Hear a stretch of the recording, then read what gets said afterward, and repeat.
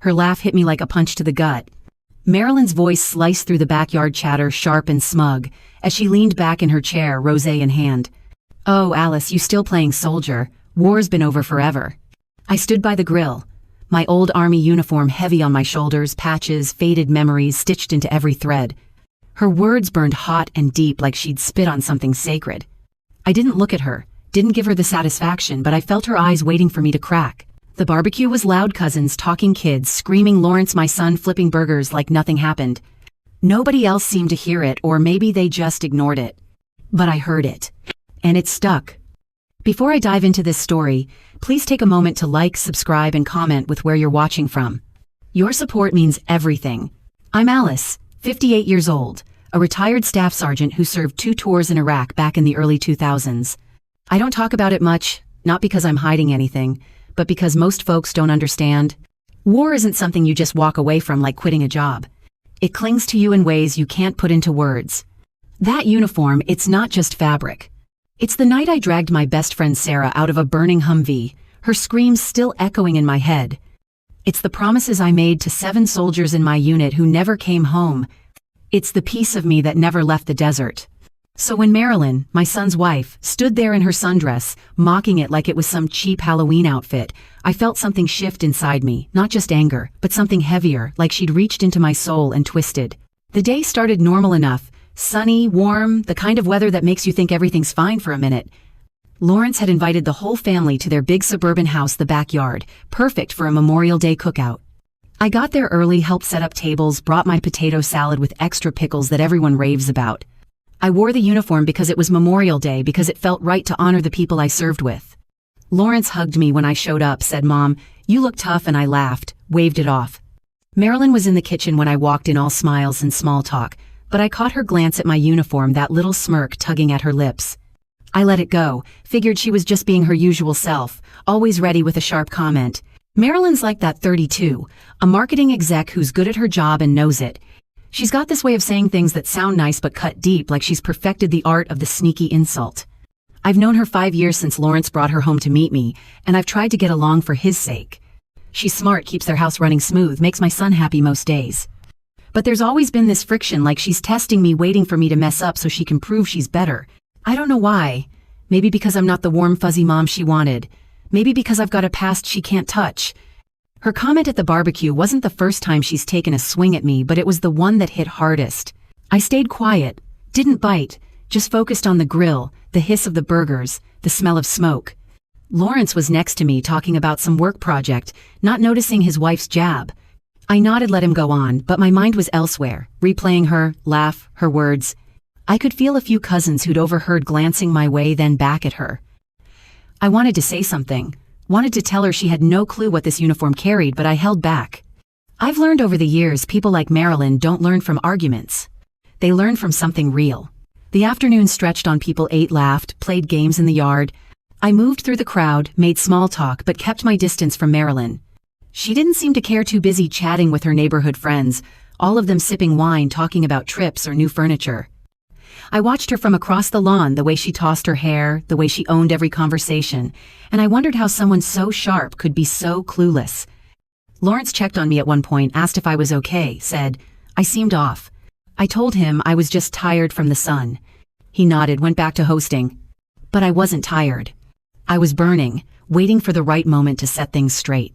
That moment came at the end of the night when everyone was inside for dessert. The kids were on the floor with their tablets, adults packed onto couches and chairs. Soft music played, the mood warm, almost cozy. Marilyn was in the middle of a story about her latest work trip, something about a big client in Chicago, and everyone was listening, hanging on her every word. I was near the doorway, half in, half out, still in my uniform because I hadn't bothered to change. I don't know what pushed me, maybe her confidence, maybe the memory of her laugh, but I stepped forward, cleared my throat, and said, "Can I say something?" The room hushed, not dramatic, but like everyone suddenly noticed me. Marilyn looked my way, her smile slipping for a second before she nodded, all polite and curious. Lawrence gave me a quick glance, like he wasn't sure what was coming, but he didn't stop me. I took a breath, pulled a folded piece of paper from my pocket, the one I always carry. It's old, worn, thin, from years of being touched, but the names on it are still clear. I unfolded it, held it up. "These are the names of 7 soldiers from my unit who didn't make it back from Iraq," I said, my voice steady, loud enough to carry. "Today's about them, so I'm going to read their names." I started with Michael Torres, then Jessica Lane, going slow, letting each name settle. When I got to Sarah Bennett, my throat caught. Sarah, who saved me, who threw herself over me when our convoy was hit, her body taking the blast that should have been mine. I didn't say that out loud. Her name was enough. Nobody spoke, nobody moved. I saw my sister-in-law wipe her eyes, saw Lawrence stare at the floor. Marilyn sat on the couch, her wineglass still in her hand, her face blank like she didn't know what to do with it. I finished the list, folded the paper, slipped it back into my pocket. "That's what this uniform means," I said, looking right at her. "It's not a game." I turned and walked out, didn't wait for anyone to say anything, didn't need them to. I stepped onto the porch, saw the backyard lights glowing, heard the low hum of voices starting up behind me. Lawrence came out a minute later, his face tight with worry. "Mom," he said soft, like he didn't know where to start. I hugged him, said I was going home. He didn't argue, just nodded, let me go. Marilyn didn't look at me when I grabbed my bag, didn't say a word. I didn't expect her to. Something changed that night, not just between me and her, but in how I saw her. She wasn't my daughter-in-law anymore, not in any real way. She was Lawrence's wife, someone I deal with for his sake but never call family. I drove home, the names of my friends heavy in my mind, and for the first time in years I felt like I'd done right by them. The next morning I woke up early, made coffee, sat on my porch like I always do. But it wasn't the same. Marilyn's words were still there, her laugh still sharp in my ears. I didn't tell anyone about it, didn't call my sister or my old army friends to talk it out. I just let it sit, let it push me to keep going. Lawrence called later that day, asked if I was okay, his voice careful like he was afraid to push too hard. I said I was fine, didn't bring up his wife, didn't ask if she'd said anything about me. He didn't mention her either, but I could tell he was stuck trying to keep things smooth. I let him off the hook, told him I'd see him soon. But I knew things weren't going to be the same. A week later, I saw Marilyn at my granddaughter Emma's soccer game. She was in the bleachers with Lawrence, cheering like the perfect mom. I stayed on the sidelines, watched Emma run her little heart out. Marilyn didn't come near me, didn't even wave, just gave me a quick look before turning away. It wasn't a surprise, but it hit me harder than I thought. Not because I wanted her to say sorry, though, that would have been nice, but because it showed how little she cared. She'd mocked something I'd give anything to protect, and instead of facing it, she acted like it never happened. I kept my cool, talked to Lawrence when he came over, but I could feel the gap widening, not just with her, but with the life my son was building. That moment at the barbecue, it wasn't just about her words. It was about everything. She didn't know everything. She didn't bother to learn. I'd spent years trying to fit into their world, to be the mom Lawrence needed, the grandma Emma deserved. But Marilyn made it clear she didn't see me that way, didn't see my past as anything more than a story to laugh at. I didn't know how to fix that, didn't know if I wanted to. All I knew was I wasn't going to let her take that uniform from me, not the way she tried to. The weeks after that were quiet but heavy.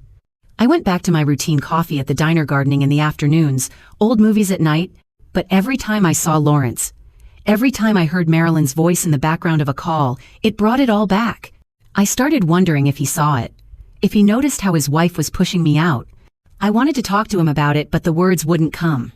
I didn't want to make him pick sides, didn't want to be that kind of mom. So I waited, kept moving forward, kept carrying the names of my friends like I always have. By the time the next family event rolled around, a month later, I was ready for a fight, not with fists, but with the truth. It was a dinner at my house, small, just Lawrence, Marilyn, Emma, and my brother Tom. I cooked all day chicken potatoes, beans, the kind of meal that brings people together. I wanted it to be normal, wanted to prove I could move past what happened. But the second Marilyn walked in, I knew it wasn't going to be that easy. She was all smiles, hugged. Tom complimented the food, but when she looked at me, her eyes were cold, like she was waiting for me to start something. I didn't. I served dinner, talked about Emma's school, Tom's new job, but I was watching her, waiting for her to slip. It happened halfway through the meal, when Tom asked about my time in the army. He's always been curious, doesn't push too hard, but he knows it's a big part of me. "You ever miss it, Alice?" he said, passing the potatoes. The teamwork, the purpose. I started to answer, but Marilyn jumped in, her voice light but pointed. "Must be hard to let go of all that action," she said. "Action. Like it was a movie." I set my fork down, looked at her. "It wasn't action," I said, keeping my voice calm. "It was survival." She didn't back down. just raised an eyebrow, took a sip of water. Lawrence tried to shift the conversation, but it was too late. The rest of the night was tense. Emma's chatter, the only thing keeping it bearable. When they left, Marilyn thanked me for dinner, her voice so polite it felt fake. I didn't say anything, just watched them go. That dinner showed me something. Marilyn wasn't going to change, not without a push. I started pulling back after that, skipped a few family events, told Lawrence I was busy with my garden or my work at the VA. He didn't believe me, kept asking me to come over for movie nights or cookouts, but I could hear Marilyn in the background, her voice bright and forced, and I couldn't do it. It wasn't just her words anymore. It was the way she carried herself, like she'd won something I didn't even know we were fighting for. I kept going, kept honoring my friends in my own way, but I knew the next move had to be bigger, had to be something she couldn't ignore. The weeks after that, barbecue dragged on heavy, like I was carrying a load I couldn't shake. I went back to my routine morning coffee at the diner, afternoons pulling weeds in the garden, nights with old westerns flickering on the television. But Marilyn's laugh, her playing soldier comment kept looping in my head. I didn't tell anyone, didn't call my sister, didn't reach out to my old army buddies to unload it all. I just carried it, let it sit there, pushing me forward. Lawrence called a couple days after the barbecue, his voice cautious, like he was walking on eggshells. "You okay, Mom?" he asked, and I could hear the strain, like he knew something was off but didn't want to poke at it. I said I was fine, didn't bring up his wife, didn't ask if she'd mentioned that night. He didn't mention her either, just talked about work, about Emma's upcoming school play. I let it slide, told him I'd see him soon, but I felt the shift brewing deep down. That soccer game a week later was the first time I faced Marilyn since the barbecue. I got there early, helped set up the team's water jugs, kept my eyes on Emma, her ponytail bouncing as she chased the ball. Lawrence was in the bleachers too, clapping, yelling her name, and for a moment it felt like old times, like we were just a regular family rooting for our kid. But then I caught her glance, that quick icy look before she turned to her friends, all of them laughing over something on their phones. It wasn't just that she didn't say hi, it was the way she made it clear I wasn't worth her time. I kept my cool, didn't storm over there, didn't cause a scene, but it ate at me. I talked to Lawrence after the game about Emma's goal, about her new coach, but Marilyn stayed put, didn't come down, didn't even glance my way when I headed out. Things escalated at the next family dinner a month later at my house. I'd spent all day cooking roasted chicken, mashed potatoes, green beans with almonds, the kind of meal meant to pull people together. It was small, just Lawrence, Marilyn, Emma, and my brother Tom. I wanted it to feel normal. Wanted to prove I could move past the barbecue mess. But the second Marilyn walked through my door, I knew it wasn't going to be smooth. She was all smiles, hugged. Tom said, "Smells great, Alice," but when she looked at me, her eyes were sharp, like she was daring me to start something. I didn't. I set the table, poured drinks, made small talk about Emma's art class, about Tom's new job at the hardware store, but I was watching her, waiting for her to show her true colors. It hit halfway through dinner when Tom asked about my time in the army. He's always been curious, doesn't push too hard, but he knows it's a big piece of me. "You ever miss it?" he said, passing the potatoes. The teamwork, the sense of purpose. I started to answer, said, "I miss the people, the ones who'd stand by you no matter what," but before I could finish, Marilyn cut in, her voice light but cutting. "Sounds intense, must be tough to come back to regular life after all that drama." Drama. That word slammed into me like a fist.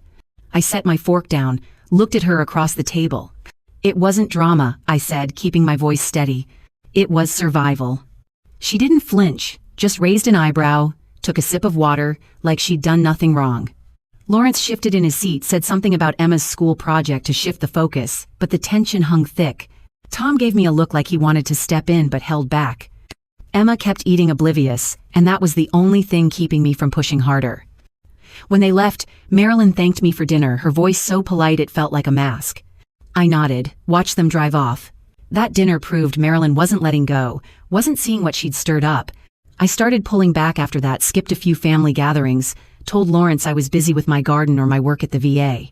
He didn't buy it, kept calling, asking me to come over for movie nights or barbecues, but I could hear Marilyn in the background, her voice bright and forced, and I couldn't handle it.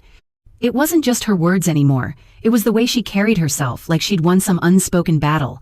I didn't even know we were fighting. I started wondering if Lawrence saw it, if he noticed how his wife was shoving me out of their circle. I wanted to talk to him about it, but the words stuck every time. I didn't want to force him to pick sides, didn't want to be that kind of mom. So I waited, kept moving, kept carrying the weight of those names. The tension built with little moments stacking up, like when I ran into Marilyn at the grocery store a few weeks later. I was in the produce aisle picking apples when I saw her pushing a cart with Emma tagging along. She didn't see me at first, was chatting with Emma about dinner plans. I could have kept walking, could have avoided her, but Emma spotted me, ran over shouting Grandma. I hugged her, asked about her day, and for a second, it was just us. Then Marilyn walked up, her smile tight like she was gritting her teeth. Alice didn't expect to see you here, she said, her tone polite but cold. I nodded, said I was grabbing a few things. Emma started telling me about her new doll, but Marilyn cut her off, said, "We've got to go, sweetie, Daddy's waiting." She didn't look at me again, just steered the cart away. I stood there, apples in hand, feeling like I'd been brushed off in my own neighborhood. By the time Christmas rolled around 5 months after the barbecue, I was barely holding steady. Lawrence begged me to come to their house for the holiday, said Emma was counting on it. I gave in, mostly for my granddaughter. Their house was decked out, lights everywhere, a tree so big it nearly scraped the ceiling. Marilyn was in her element, passing out hot cocoa and cookies, playing the perfect hostess. I tried to focus on Emma, helped her open presents, laughed when she squealed over a new art set, but every time Marilyn got close, I felt the old tension creeping back. It boiled over during dinner when she made another comment, this time about veterans.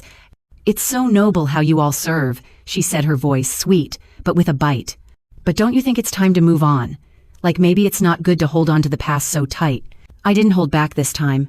"Marilyn," I said, my voice low but firm, "you don't get to tell me how to honor my friends. You don't get to decide what's good for me." The table went still, Emma looking confused, Lawrence staring at his plate. Marilyn's smile didn't fade, but her eyes narrowed. "I'm just saying," she said. "Some people might think it's a bit much. The uniform, the names, all of it." I stood up, pushed my chair back. "Those names are why I'm here," I said. "You do well to remember that." I grabbed my coat, walked out before anyone could stop me. The cold air hit as I stepped outside, the sound of Christmas music fading behind me. "Lawrence called me that night, said he was sorry," said Marilyn. "Didn't mean it the way it sounded. I told him I was done making excuses for her, that if he couldn't see how she was disrespecting me, we had bigger issues. He didn't argue, just said he'd talk to her." I hung up wondering if I'd pushed too far, but knowing I couldn't keep pretending. The next day I went to the VA, helped sort donations for the holiday drive. It felt good to be around people who understood, who didn't need me to explain why I carried what I did. But it didn't erase the ache, didn't make it easier to think about Lawrence caught between me and his wife. The weeks after Christmas were quiet but not peaceful. I kept my distance, only saw Lawrence and Emma when Marilyn wasn't around. Like when I took Emma to the park one Saturday, just the two of us. She ran around the playground telling me about her new teacher while I pushed her on the swing. For a couple hours it was perfect, no tension, no Marilyn. But when I dropped her off at home, Marilyn was at the door, her smile polite but distant. "Thanks for watching her," she said, not meeting my eyes. I nodded, drove away, feeling the gap between us widen. It wasn't just Marilyn pushing me out, it was the way it was shifting my bond with Lawrence. He started calling less, not because he didn't care, but because he didn't know how to bridge the mess. One night he came over alone, said he just wanted to hang out like old times. We watched a movie, ate popcorn, but I could tell he was distracted. "She's trying, Mom," he said out of nowhere. "She's just got a lot going on." I didn't buy it, didn't think stress excused what she was doing, but I didn't argue. "I just want us to be a family," I said. He nodded, didn't say anything else. When he left, I sat in my living room, the television still on, wondering how we'd gotten here. The breaking point was coming, I could feel it. Every snide comment, every cold look from Marilyn was another crack in the foundation. I started volunteering more at the VA, leading a support group for younger vets. It gave me a purpose, kept me from dwelling on the rift with Marilyn.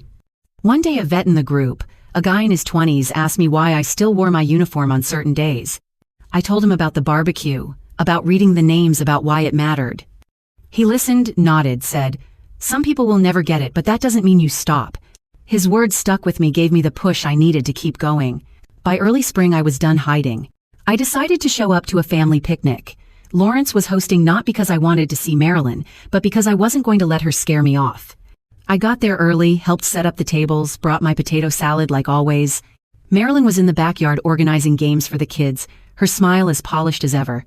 She didn't say much to me, just a quick, "Good to see you," that felt like a lie. The picnic was fine on the surface. People ate, laughed, played cornhole, but I could feel her watching me, waiting for me to do something she could twist. When she made a comment about people who live in the past, not aimed at me but close enough I didn't take the bait. I changed the subject, asked Emma about her new bike, kept the focus on her M and Evergade.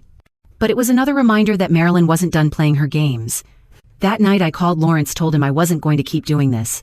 "She's your wife," I said, "but she's pushing me out and you're letting it happen." He didn't argue, just said he'd talk to her again. I didn't know if it would change anything, but I felt lighter for saying it. The next move wasn't mine anymore. I went to bed that night, the names of my friends clear in my mind, and for the first time in months, I felt like I was standing my ground. The weeks after that picnic brought more tension, small incidents piling up.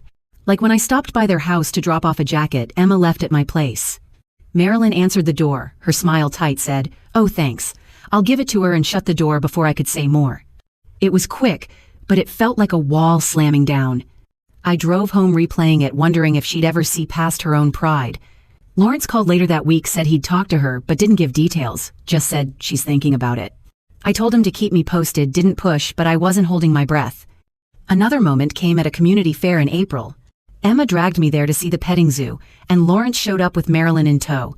We walked around together, Emma feeding goats, while Marilyn stayed close to Lawrence.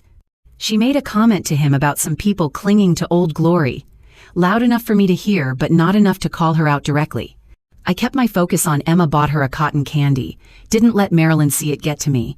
Lawrence gave me a look like he wanted to say something but didn't. When we split up, Marilyn said, "See you around, Alice," her tone neutral, but I felt the undercurrent. By May I was ready for a change, ready to push back without breaking everything. I started going to more VA events, brought Emma along when I could. She loved hearing the stories from the vets, asked questions about my time in Iraq. One day she said, "Grandma, you're a hero," and it hit me hard, made me realize why I couldn't let Marilyn's words win. I told Lawrence about it, said I wanted Emma to know more about my past when she was ready. He agreed, said he'd talk to Marilyn about it. A few days later she called, said, "Emma's excited to learn, maybe we can do it together sometime." It wasn't a promise, but it was a crack in the ice. The build-up to the next big moment was slow but steady. I kept showing up, kept honoring my friends through my work at the VA. Marilyn kept her distance, but her comments got less sharp. One afternoon at the VA, a vet asked me how I handled family who didn't get it. I told him about Marilyn, about the barbecue, about the slow thaw we were in. He said, "You're tougher than they know. Keep at it." That stuck with me, gave me the push to face the next family event head on. I didn't know what it would bring, but I knew I wasn't backing down. Another incident popped up at a neighborhood block party in late May. I went to support Emma, who was in a little talent show singing a song she'd learned. Marilyn was there organizing the event, her clipboard in hand, directing kids like a pro. She gave me a nod, said, "Good to have you here," but her tone was flat. During Emma's performance, Marilyn stood next to me, clapping when it ended, but as we walked away she muttered to a friend about some people living in the past, loud enough for me to catch. I didn't turn around, just kept walking with Emma, but it fueled the fire inside me. I decided to take action, called a family meeting a week later at my house. I invited Lawrence, Marilyn, and Emma said we needed to talk. They showed up, Marilyn looking uneasy, Lawrence holding Emma's hand. I laid it out, said, "We can't keep doing this, tiptoeing around each other." Marilyn shifted, said, "I've been trying, Alice." I nodded, said, "Trying's not enough if it keeps hurting." Lawrence stepped in, said, "Let's figure this out together." We talked for an hour, hashed out the barbecue, the comments, the distance. Marilyn didn't apologize outright, but said she'd work on it. It wasn't a fix, but it was a start. The days after that meeting were tense but hopeful. I kept my VA work going, led a workshop for vets on coping with family issues. One participant, a woman in her 30s, asked how I dealt with disrespect from loved ones. I told her about Marilyn, about standing my ground, about the meeting. She said, "You're showing them who you are, that's strength." That gave me the boost to keep pushing forward. Marilyn started texting more small things, like "Emma wants you at her game," or "Thanks for the recipe." I replied, kept it short, but it was progress. By late spring I felt a shift. Marilyn invited me to a Mother's Day brunch at their house, just the three of us. She cooked pancakes. Emma helped produce. It was awkward at first, but we managed. Marilyn said, "I know it's been rough, Alice, let's try harder." I said, "For Emma," and she nodded. We ate, laughed a little when Emma spilled syrup. It wasn't perfect, but it was a step towards something better. I left feeling like maybe, just maybe, we could build on this. The build-up continued into June. I took Emma to a VA open house, showed her the flag ceremony, the vet stories. She asked about my uniform again, said, "It's important, right?" I said, "Yeah, it is." Later Marilyn called, thanked me for taking Emma, said she's asking about your friends now. I told her we could talk about it when she was ready. It was the first time I felt like Marilyn was on the same page, even just a little. The next family event loomed, and I knew it would test us, but I was ready to face it head on. That call came in early February, a week after a long talk I'd had with Lawrence at my house, where I'd opened up about my time in Iraq. Not the heavy stuff, but the small moments that made it real. I'd told him about Sarah's off-key singing, about Michael's dumb jokes, anything to make the days bearable. He'd listened, really listened, and I could see him starting to get why my past wasn't just a story I could shrug off. I hadn't mentioned Marilyn during that talk, but he brought her up, said she was stressed from work, said she didn't mean to come off so harsh. I didn't buy it, didn't think a bad day at the office gave her the right to mock what I'd been through, but I let it go, told him I just wanted us to be a family.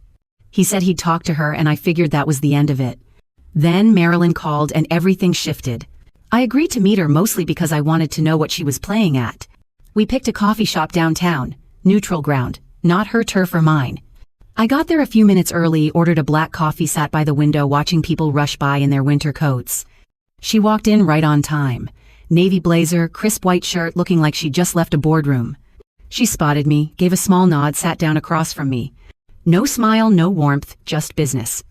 I didn't say anything, waited for her to start. She ordered a latte, fiddled with her purse for a second, then looked at me. "I owe you an apology," she said, her voice low like she'd rehearsed it.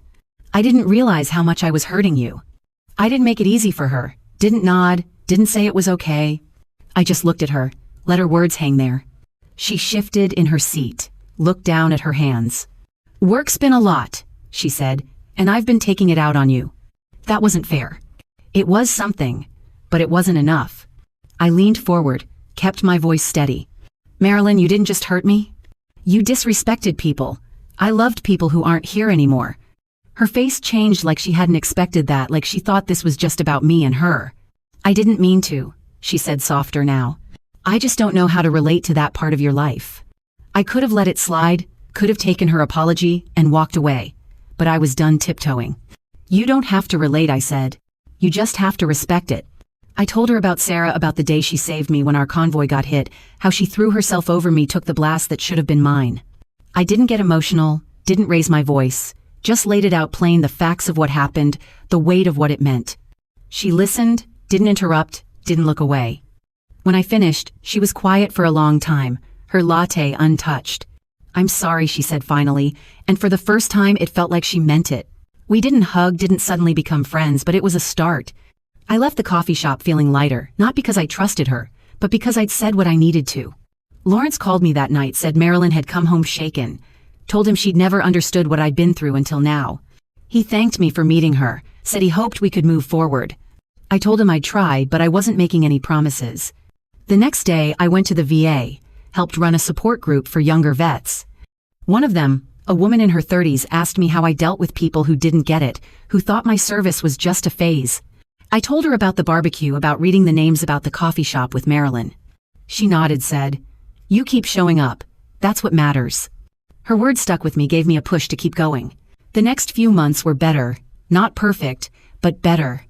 Marilyn was careful around me, didn't make any more comments about my past. She even asked me about my time in the army once at a family dinner, her voice hesitant like she wasn't sure if it was okay. "What was it like being in charge out there?" she said, passing the salad. I was caught off guard, didn't expect her to care.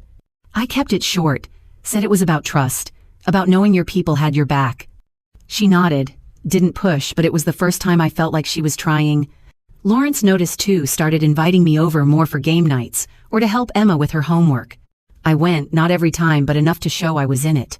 But there were still moments when the old Marilyn slipped through. At a family picnic in April, she made a comment about people who can't let go. Not aimed at me directly, but close enough that I felt the sting. I was setting out plates talking to my sister-in-law when I heard her say it to one of her friends. I didn't react, just kept the conversation going, but it reminded me she wasn't all the way there yet. I started setting boundaries, told Lawrence I'd only come to events if Marilyn could keep her opinions to herself. He agreed, said he'd make sure she got the message. "I just want us to work, Mom," he said over coffee one morning. I nodded, said I did too, but it was going to take more than words. One step forward came at Emma's spring school play a few weeks later. She was a tree in the background, but to me she was the star. I sat in the auditorium with Lawrence and Marilyn watching Emma wave her branches, trying not to laugh. After the play, we went backstage to congratulate her. Marilyn was taking pictures, Emma posing with her cardboard leaves. When she turned to me, said, "Alice, you want to get in one?" It was small, but it was something, a sign she was trying to include me. I got in the photo, smiled for Emma's sake. Lawrence caught my eye, gave me a nod, like he knew it was a big deal. On the way out, Marilyn mentioned she'd been reading about women in the military, said it was eye-opening. I didn't know if she was just saying it to score points, but I took it as progress. That summer brought more small shifts. Lawrence started bringing Emma over to my house on weekends, just the two of us. We'd bake cookies or work in the garden, Emma chattering about school, about her friends. One day she asked me about my uniform, said she saw it in my closet when she was looking for a scarf. "Why do you keep it, Grandma?" she said, her voice curious, not judging. I told her it was about remembering the people I served with, the ones who didn't come home. She nodded, said, "That's cool," and went back to planting tulip bulbs. It was simple, but it meant everything to know she was starting to understand. Marilyn made another move at a 4th of July barbecue at their house. I showed up in jeans, not my uniform, didn't want to make it about me. The backyard was packed, cousins, neighbors, kids running everywhere. I was helping Lawrence at the grill when Marilyn came over, handed me a lemonade. "Thanks for coming," she said, her voice genuine for once. I nodded, said, "Wouldn't miss it." We didn't talk much after that, but it was the first time I didn't feel like I was walking into a trap. Later that night, she pulled me aside, said she'd been talking to Lawrence about my service, wanted to know if I'd ever share more stories with Emma when she was older. I said I'd think about it, didn't want to commit, but it was another crack in the wall between us. The real test came in August when Lawrence got into a car accident. It wasn't bad, just a fender bender, but he was shaken up, had to go to the hospital for a checkup. I got the call from Marilyn, of all people, her voice tight but calm. "He's okay, but can you come?" she said. I was there in 20 minutes, found her in the waiting room with Emma. She looked relieved when she saw me. Gave me a quick update, said Lawrence was getting x-rays. We sat together for an hour, not talking much, but not fighting either. When Lawrence came out a little bruised but fine, Marilyn hugged him, then turned to me, said, "Thanks for being here."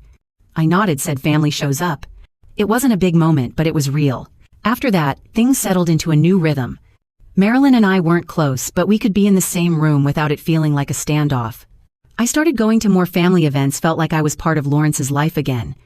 Marilyn would text me sometimes a picture of Emma or a question about a recipe I'd mentioned. I'd answer, "Keep it light," didn't push for more. Lawrence noticed, said he was proud of us for figuring it out. "It's not perfect," I told him, "but it's better." He laughed, said that was good enough for now. The progress wasn't all smooth. At a family dinner in September, Marilyn made a comment about some people being stuck in their ways. Not about me, but close enough to make me pause. I didn't call her out, just changed the subject, but it showed me she still had that edge. I talked to Lawrence about it later, said I needed him to step up if she crossed a line again. He agreed, said he'd been talking to her about respecting my past. "She's learning, Mom," he said. I hoped he was right, but I wasn't holding my breath. By the fall, I was back to my routine at the VA, leading more support groups, helping vets navigate their benefits. It gave me a purpose, kept me grounded. One day, a vet asked me how I handled family who didn't get it, who thought my service was just a job I'd left behind. I told him about Marilyn, about the coffee shop, about the slow steps we were taking. He nodded, said, "Sounds like you're teaching her." I hadn't thought of it that way, but maybe he was right. I was showing her what my uniform meant, not just for me, but for everyone who wore it. The year was winding down, and I could feel the change not just with Marilyn, but with all of us. Lawrence and I were talking more late-night calls about nothing and everything, like when he was a kid. Emma was growing fast already, asking about joining the Army someday, which made me proud and nervous all at once. Marilyn was still Marilyn. Sharp, confident, sometimes too quick with a comment, but she was trying. I could see it in the way she listened, when I talked about my friends, in the way she didn't roll her eyes anymore. It wasn't perfect, but it was progress, and for now, that was enough to keep me showing up. One last push came in late October, when Emma had a school project about family history. She asked me to help her with a section on my time in the Army. I brought over some old photos, a map I'd kept from Iraq. Marilyn was there too, sat with us as I explained the basics about bases, about the people I served with. She didn't interrupt, didn't make a face, just said, "That's a good story for her to know." It was the first time I felt like she was really in it with me, not just tolerating it. Emma drew a picture of me in my uniform, put it in her project. When she presented it at school, Marilyn texted me a photo, said, "She nailed it." I replied, proud of her, and meant it. November brought a family game night at their house. We played board games, Emma dominating at Monopoly, while Lawrence and I tried to keep up. Marilyn was quieter than usual, helped reset the game when Emma won. At one point she said, "You're good with her, Alice," and it wasn't a big deal, but it felt like a nod to our progress. I said, "She's easy to love," and we kept playing. Lawrence grinned, said best night in a while, and I had to agree. The holiday season kicked off with a tree lighting event in December. We all went, Emma dragging us to see the lights. Marilyn bought hot chocolate for everyone. Handed me a cup, said, "Cold night, huh?" I nodded, said, "Yeah, keeps you awake." We stood there watching the tree glow, Emma clapping with the crowd. It wasn't a big moment, but it was us being a family, even just for a night. Lawrence put his arm around Marilyn. I stood next to Emma, and for once it felt whole. As the year closed, I kept my VA work strong, led a holiday drive for vet families. It gave me focus, kept me connected. One vet asked why I kept pushing with my family, why I didn't just walk away. I told him about Marilyn, about the coffee shop, about the slow build we'd managed. He said, "You're building something that lasts. That's worth it."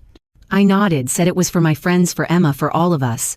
The next family event loomed, and I knew it would test us, but I was ready to keep going. That moment came in July at Emma's 7th birthday party, a big bash at the local park with bounce houses, face painting, and a clown who wasn't half bad. I'd shown up in jeans and a t-shirt, no uniform this time. Not because I was hiding it, but because I wanted the day to be about Emma, not me and Marilyn. The tension between us had eased since our coffee shop talk in February, but it was still there like a low hum you don't notice until it stops. I'd been going to more family events, keeping my distance from Marilyn, but showing up for Lawrence and Emma. This party was different, though. Marilyn was running the show, clipboard in hand, directing parents like a general, but when she called me over for help, it felt like a crack in the wall we'd built. I walked over, grabbed a tray of cupcakes, started passing them out to the kids. Marilyn was next to me, handing out napkins, our movements almost in sync.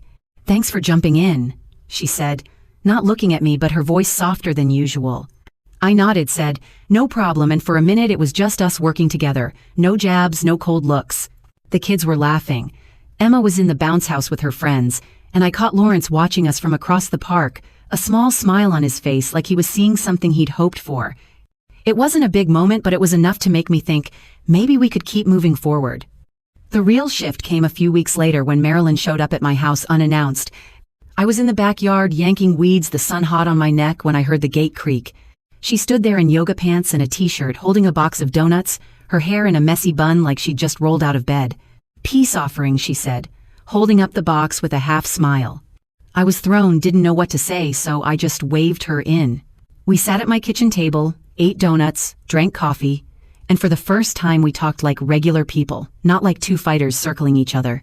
She told me about her job, the constant pressure to be perfect, the fear of letting Lawrence down if she slipped up. I told her about my early days as a mom, the mistakes I made with Lawrence, the guilt I still carry for not always being there. It wasn't deep heart-to-heart stuff, but it was honest, and that was new. Before she left, she said something that stuck with me.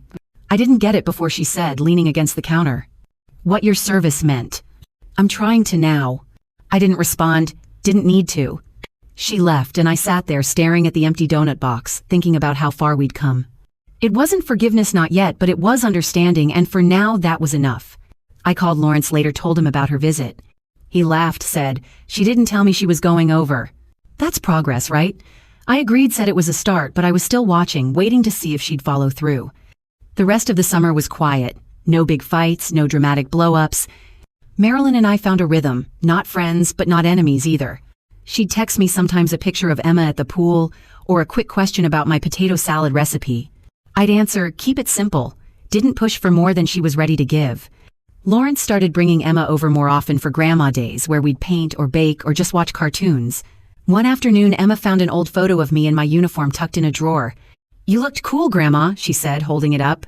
I told her about the day it was taken, a ceremony before my second tour, how nervous I was, but how proud I felt. She listened wide-eyed, asked if she could try it on someday. I said maybe when she was older, and she grinned, ran off to tell Lawrence. Marilyn made another move at a family barbecue in August, not at their house, but at my brother Tom's place. It was smaller, just close family, a few cousins, some burgers and hot dogs on the grill. I was talking to Tom about his new truck when Marilyn walked over, handed me a plate of watermelon. "Saved you some before the kids got it all," she said, her voice casual but warm. I took it, said thanks, and she stayed for a minute, joined the conversation about trucks of all things. It was small, but it showed she was trying to be part of my world, not just tolerate it. Tom noticed, gave me a look later like, "What's going on with you two?" I just shrugged, said we were figuring it out. The biggest test came in September when Emma got sick. Not serious, just a bad flu, but enough to keep her home from school for a week. Lawrence was swamped at work, some big project deadline, and Marilyn was in the middle of a work conference she couldn't skip. She called me, asked if I could stay with Emma for a couple days. "I know it's a lot," she said, her voice tight like she was afraid I'd say no. I didn't hesitate, said I'd be there. I packed a bag, drove over, spent 3 days at their house watching Emma play board games, read her stories, make her soup. Marilyn checked in every few hours, texted me updates about her conference, asked how Emma was doing. When she got home, she looked exhausted but relieved. "You're a lifesaver, Alice," she said, giving me a quick hug before I could react. It was the first time she'd touched me like that, and it threw me, but in a good way.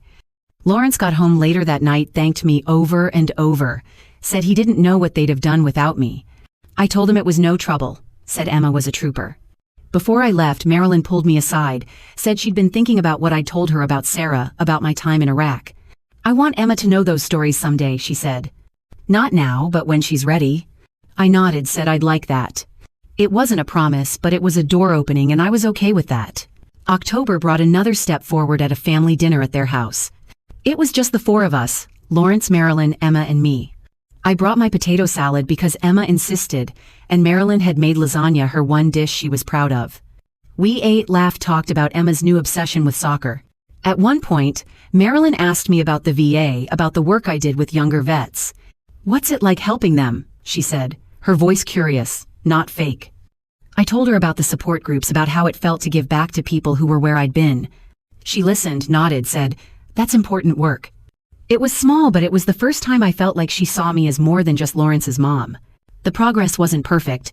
At a Halloween party at their house, Marilyn slipped back into her old ways for a moment. She was dressed as a witch, passing out candy to neighborhood kids when she made a comment about people who hold on to old roles, not aimed at me but close enough to sting. I was helping Emma with her princess costume when I heard it, didn't react, just kept tying her sash.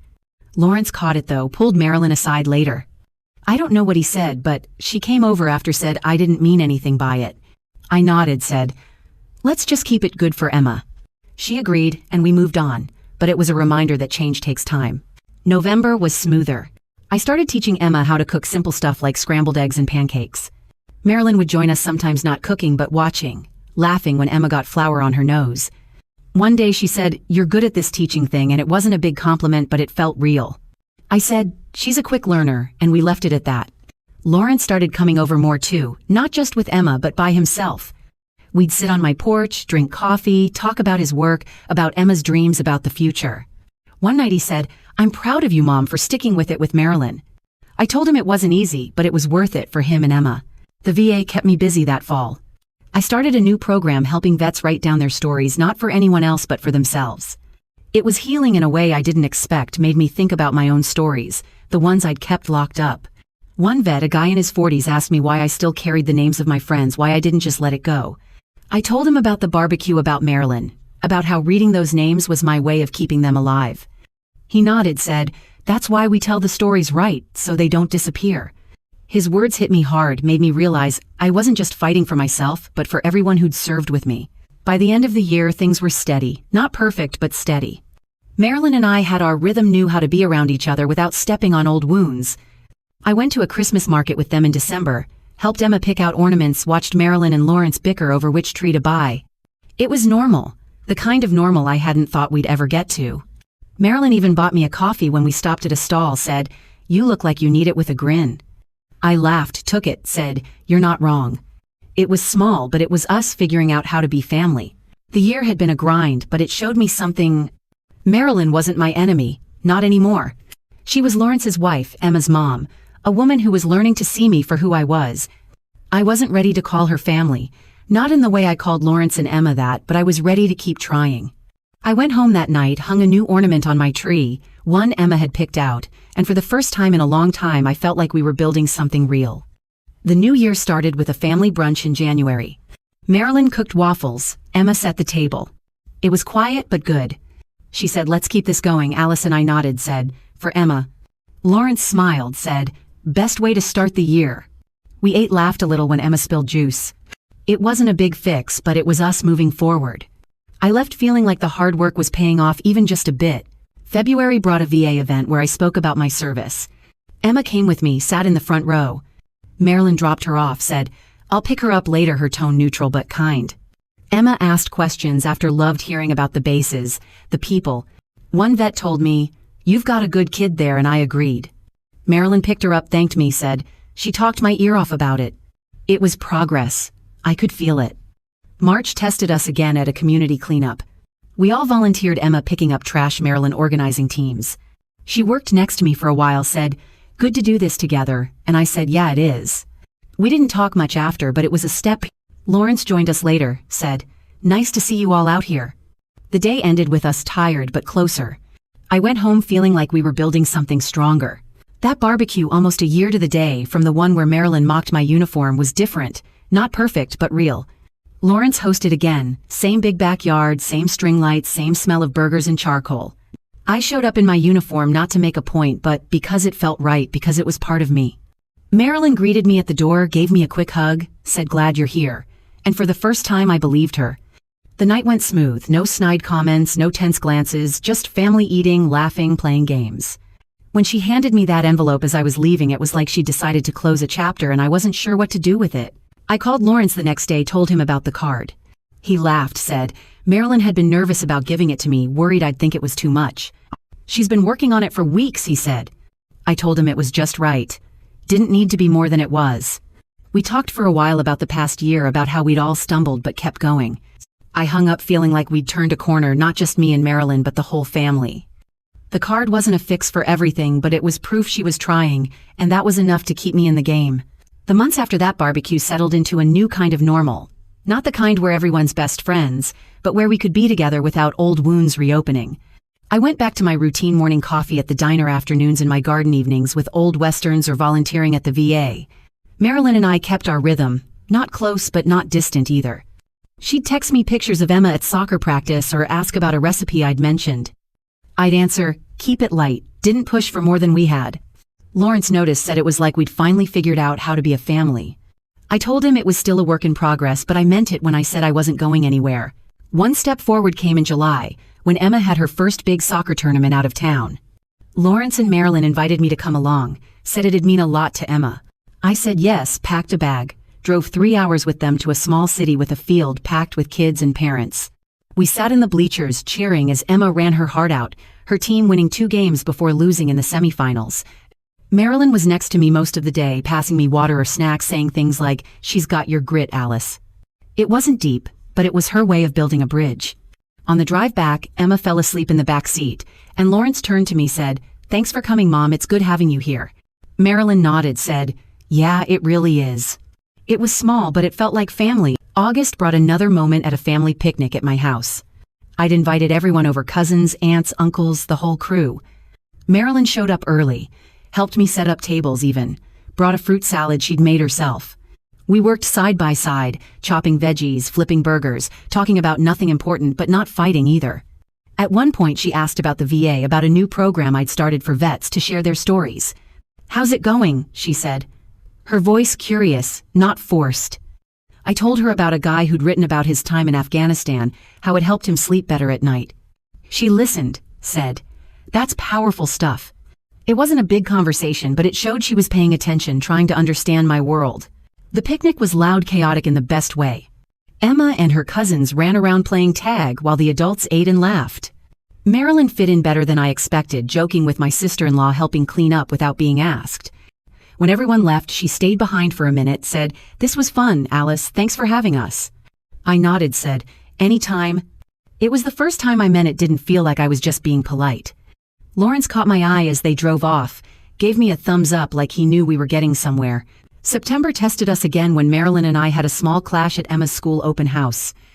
We were all there, Lawrence, Marilyn, and me, walking through Emma's classroom, looking at her projects.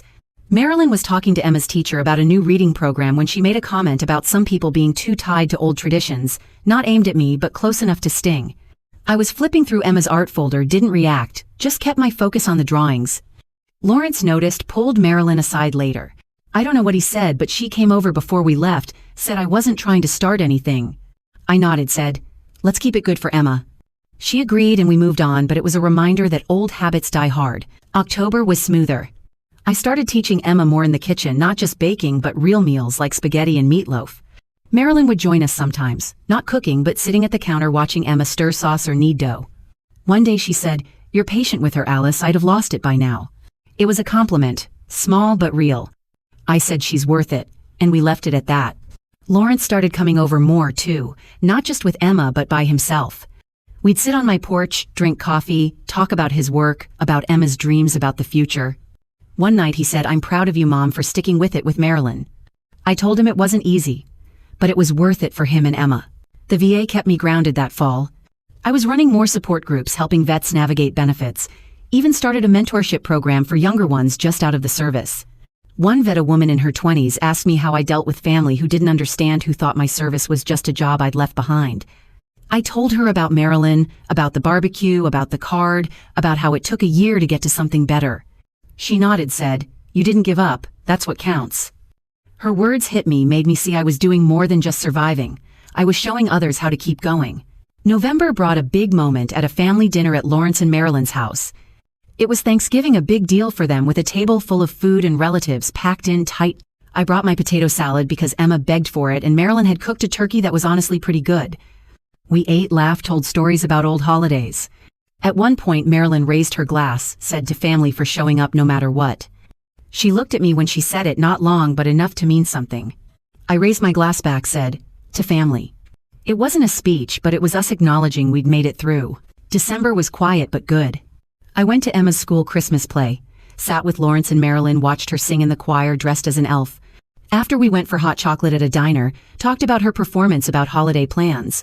Marilyn mentioned she'd been reading more about women in the military, said she found a book about female soldiers in Iraq. "It's intense," she said. "Makes me see what you went through." I nodded, said, "It was a different world." She didn't push, just said, "I'm glad you're here to tell it." It was small, but it showed she was still learning, still trying. The real cap to the year came at a New Year's Eve party at their house. It was small, just close family, some neighbors, a few of Emma's friends.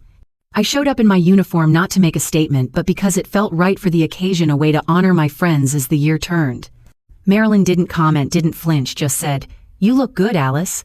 We ate, danced to bad pop music, laughed when Emma tried to teach us a TikTok dance. At midnight, we all went outside, watched fireworks light up the sky. Marilyn stood next to me, handed me a sparkler, said, "Here's to new starts." I took it, said, "To new starts." It wasn't a big moment, but it was ours. The year showed me something. Marilyn and I weren't going to be best friends, but we'd found a way to be family. She was still sharp, still had that edge, but she was trying to understand, to respect what I carried. Lawrence was the glue keeping us together, his quiet support making it possible. Emma was the heart, her love pulling us all in.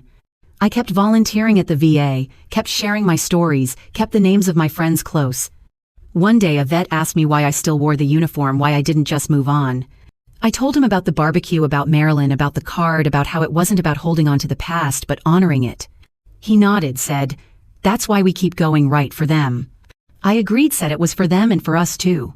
These days I'm back to my life coffee garden VA work. I see Lawrence and Emma every week, sometimes with Marilyn, sometimes without.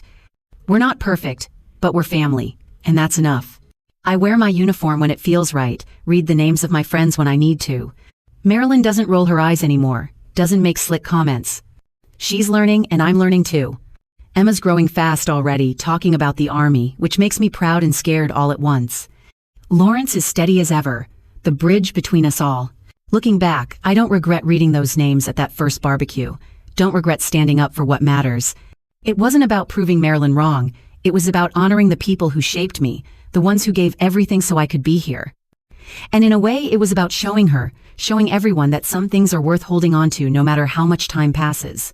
We're still figuring it out, but we're doing it together, and that's more than I ever thought we'd have. January rolled around, and we kept the momentum.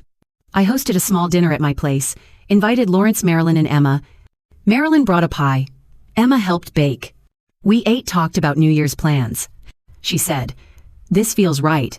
Alice and I nodded, said, "Yeah, it does." It was simple but solid. Lawrence helped clean up, said, "Good to see you all here." I felt the family growing stronger. February brought a VA fundraiser. I asked Marilyn and Emma to join me, they said yes. We set up tables, sold baked goods.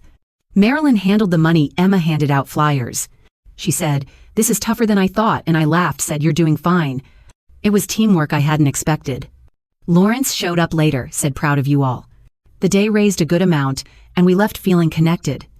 March tested us with a family trip to a local fair. Emma wanted us all there for the rides. Marilyn and I took turns with her on the carousel. She said, "Not bad for a team effort," and I said, "Not bad at all." Lawrence won Emma a stuffed bear, said, "Best day yet." It was messy fun, and it brought us closer. I went home feeling like we were building something lasting. If this story hit you, check out the next one on your screen. Click subscribe and turn on notifications so you don't miss what's coming. Thanks for being here.